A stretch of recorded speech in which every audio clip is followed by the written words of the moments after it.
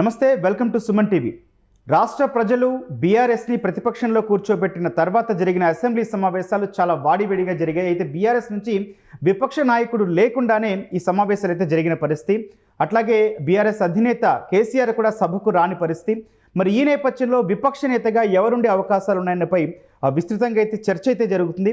మరి ఎవరు నిలబెట్టే అవకాశాలున్నాయి, మరోసారి కేసీఆర్ ఫ్యామిలీ నుంచి ఎవరైనా ఉంటారా, లేకపోతే కొత్త పేరు తెరపైకి తీసుకురా, ఇవన్నీ కూడా ప్రస్తుతం రాష్ట్రంలో చర్చనీయాంశం అవుతున్న పరిస్థితి. సార్వత్రిక ఎన్నికల వేళ మరి చూద్దాం ఎవరిని చేసే అవకాశాలు ఉన్నాయి, వీటిపై డిస్కస్ అయితే చేద్దాం. ప్రస్తుతం అంతో పాటున్నారు Suman TV news chief editor Keshav గారు. ముకుందా జ్యువెలర్స్ తెలంగాణలో మొట్టమొదటి ఫ్యాక్టరీ అవుట్లెట్ మన కొత్తపేటలో ఫిబ్రవరి 14న గొప్ప శుభారంభం. సార్ నమస్తే. సార్ నమస్తే గౌతమ్.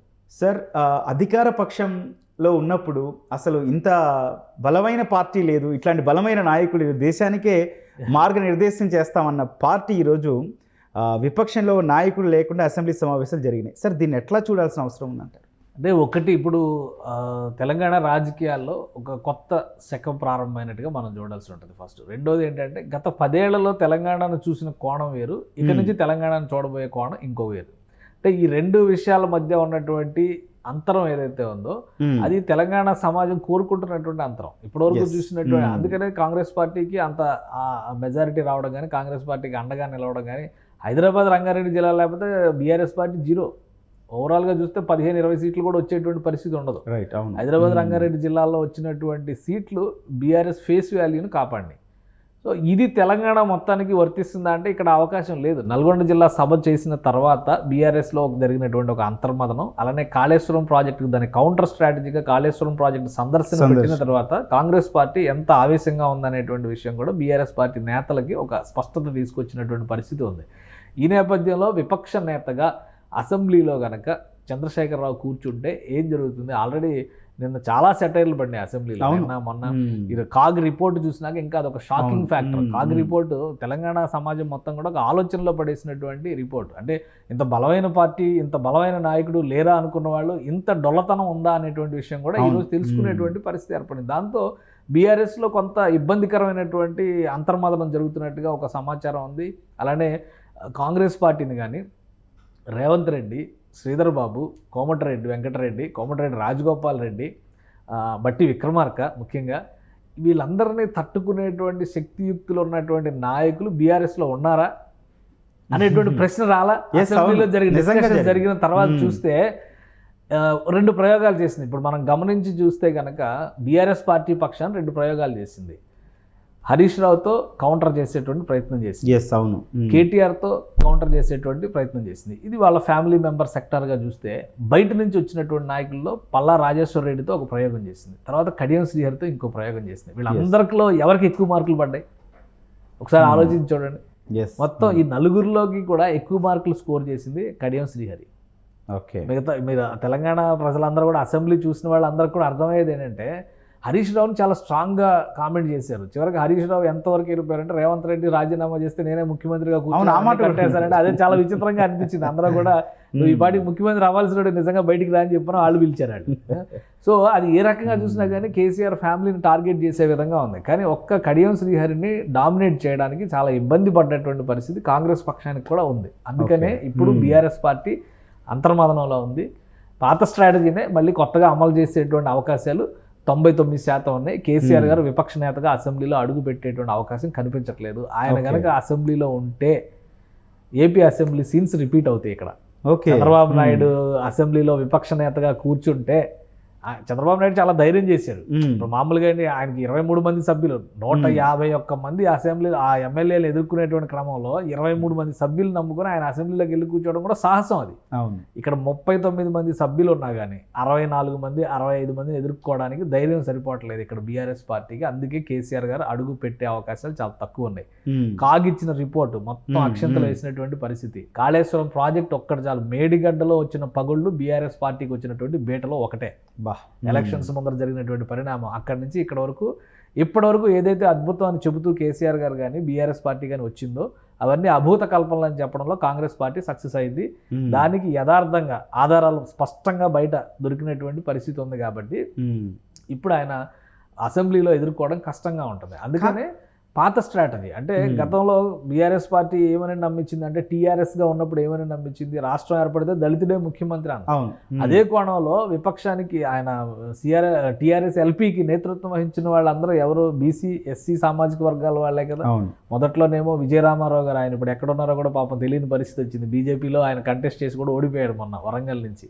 ఆయన లీడ్ చేశారు పార్టీని 2004 నుంచి. తర్వాత 2009 తర్వాత జరిగినటువంటి పరిణామాల్లో ఈటల రాజేందర్ లీడ్ చేశారు. ఈయన ఎక్కడికి వెళ్ళారు, ఈయన కూడా బీజేపీలోనే ఉంటాడు ఈయన.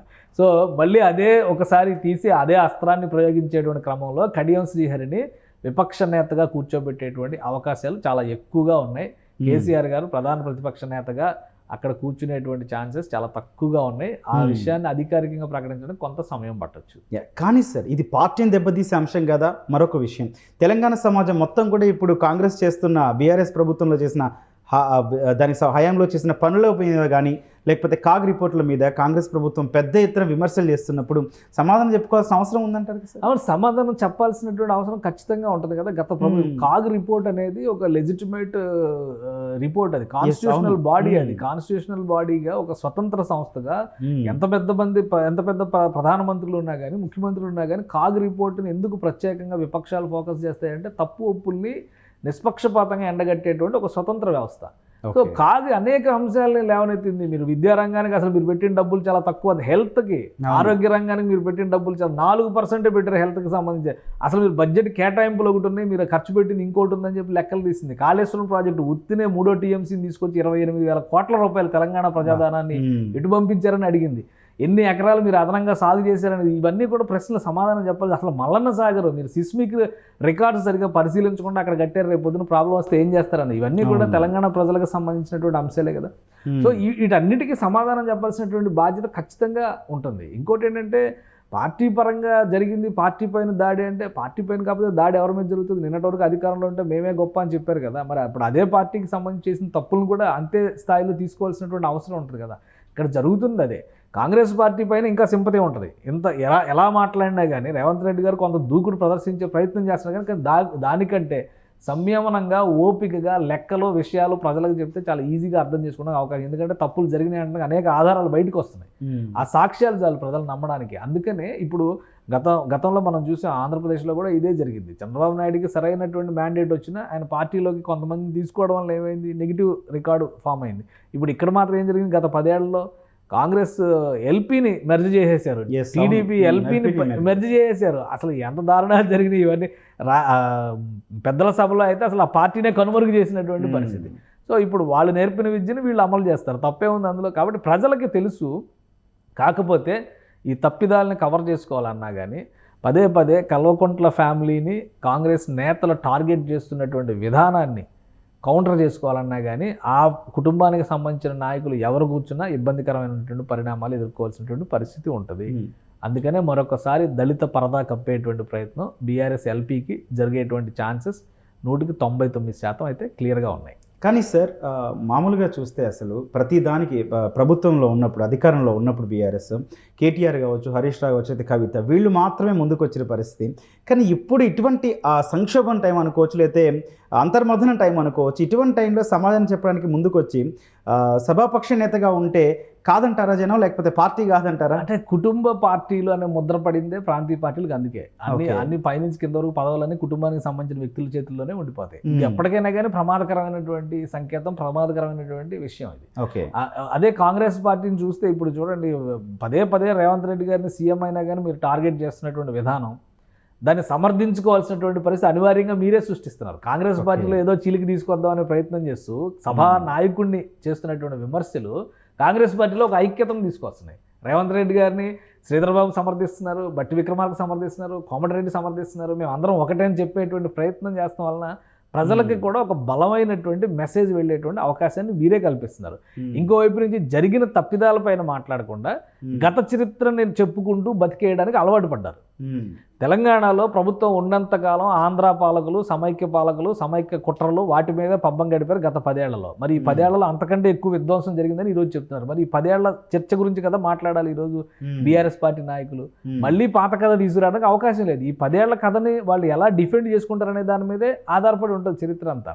సో అందుకనే కాంగ్రెస్ పార్టీ చాలా గట్టిగా గత 10 ఏళ్లలో జరిగినటువంటి తప్పిదాలపైన ఒక లిస్ట్ చేసి చివరికి ఎంత పెద్ద స్టేట్మెంట్ ఇచ్చారు, సమైక్య రాష్ట్రంలో కంటే ఈ 10 ఏళ్లలో జరిగిన దోపిడీనే ఎక్కువ అనేటువంటిది ప్రూవ్ చేసే ప్రయత్నం చేస్తున్నారు కదా. నేరుగా కాగిచ్చిన రిపోర్ట్లోనే అది కనిపిస్తున్నప్పుడు సంజాయిషి ఇచ్చుకోవాల్సింది ఎవరు? బీఆర్ఎస్ పార్టీనే అవుతుంది కదా. అందుకని ఇప్పుడు డిఫెన్స్లో బీఆర్ఎస్ పార్టీ ఉంది, కొంచెం ఓపికగా సంయమనంగా ఆట ఆడాల్సినటువంటి అవసరం ఉంది. కానీ వీళ్ళు మొదటి రోజు నుంచి మీ గవర్నమెంట్ కూలిపోద్ది, 6 నెలలు ఉండవు, 2 రోజులు ఉండవు కుర్చీలు అని చెప్పారంటే దానికి తగ్గట్టుగానే కాంగ్రెస్ పార్టీ నాయకత్వం కూడా సమాధానం చెప్తుంది. తెలంగాణలో ఒక బలమైనటువంటి ప్రతిపక్షంగా బీఆర్ఎస్ పార్టీ ఉండాలి అనుకుంటే కనుక ఖచ్చితంగా న్యూట్రల్ పొలిటీషియన్స్ని, న్యూట్రల్ లీడర్స్ని తెరపైకి తీసుకురావాల్సినటువంటి అవసరం ఉంది. అందుకని ఇప్పుడు మీరు ఎవరు మాట్లాడే వాళ్ళు ఉండొచ్చు, 39 మంది ఎమ్మెల్యేలు ఉన్నటువంటి అసెంబ్లీలో, బీఆర్ఎస్ పార్టీకి సంబంధించి 39 మంది ఉన్న అసెంబ్లీలో ఎవరు స్ట్రాంగ్గా పార్టీని డిఫెండ్ చేయగలిగారు? ఆ రోజు గవర్నమెంట్ తీసుకున్న నిర్ణయాలు అద్భుతం అని చెప్పగలిగిన దమ్ము ఎవరిలో ఉంది? హరీష్ రావుని క్వశ్చన్ చేశారు వాళ్ళు, కేటీఆర్ని క్వశ్చన్ చేశారు, వీళ్ళందరూ భాగస్వాములు అయిపోతున్నారు కదా. అందుకని ఒక న్యూట్రల్ ఫేస్ కోసం ఇప్పుడు బీఆర్ఎస్ పార్టీ అనివార్యంగా ఆధారపడాల్సినటువంటి పరిస్థితి ఉంది. అక్కడ ఉన్నటువంటి నాయకత్వంలో కడియం శ్రీహరికి ఉన్నటువంటి అనుభవం కావచ్చు, సబ్జెక్ట్ కావచ్చు, ఆయన మాట్లాడేటువంటి విధానం కావచ్చు, మిగతా వాళ్ళకంటే కూడా ఎక్కువ స్కోర్ చేసేటువంటి అవకాశం ఉంటుంది. కాబట్టి ఆయనని బహుశా ఎల్పీ లీడర్గా, విపక్ష నేతగా అపాయింట్ చేసేటువంటి అవకాశాలే ఎక్కువ కనిపిస్తుంది.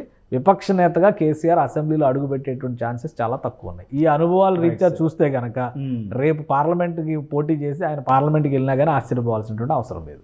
Right sir, thank you. చూద్దాం. రైట్, మొత్తంగా బీఆర్ఎస్ఎల్పీ లీడర్గా అయితే కడియం శ్రీహరి పేరు ఎక్కువగా వినిపిస్తోంది. అయితే పార్టీకి సంబంధించి నిర్ణయాలు కావచ్చు, ఇవన్నీ కూడా ఇన్ని రోజులు కుటుంబ సభ్యులు అంటే హరీష్ రావు కావచ్చు, కేటీఆర్ కావచ్చు, ఇట్లాంటి వాళ్ళు చేసి ఇటువంటి కీలక టైంలో అది కూడా కాంగ్రెస్ పలు రకాల ప్రశ్నలు సంధిస్తోంది. బీఆర్ఎస్ ప్రభుత్వ హయాంలో ఉన్న లోటుపాట్లన్నిటి కూడా సభ ముందుకు తెస్తున్న పరిస్థితిలో కడియం శ్రీహరి మరి బీఆర్ఎస్ ఎల్పీని ఏ విధంగా ముందుకు తీసుకెళ్తారో కూడా చూద్దాం. Thank you.